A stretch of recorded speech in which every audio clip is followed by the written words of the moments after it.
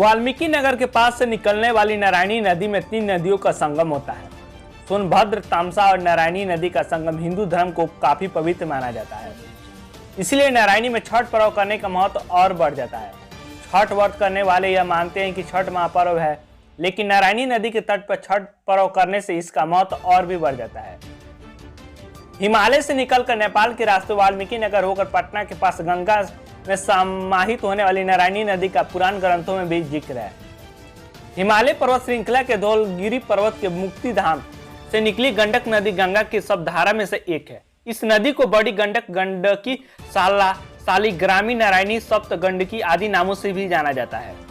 लंबे सफर में तमाम धार्मिक स्थल है। इसी नदी में महाभारत काल में गज और ग्राह का युद्ध हुआ था, जिसमें गज की गुहार पर भगवान कृष्ण ने पहुंचकर इसकी जान बचाई थी।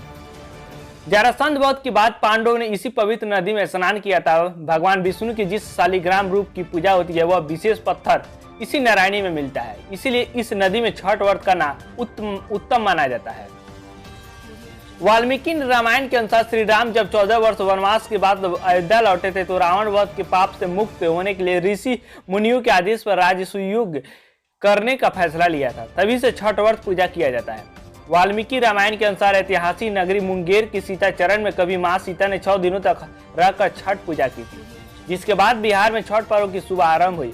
ऐसी प्रारंभिक मान्यता है कि मां सीता अयोध्या से निकलने के बाद भारत नेपाल बॉर्डर पर स्थित वाल्मीकि आश्रम में रही।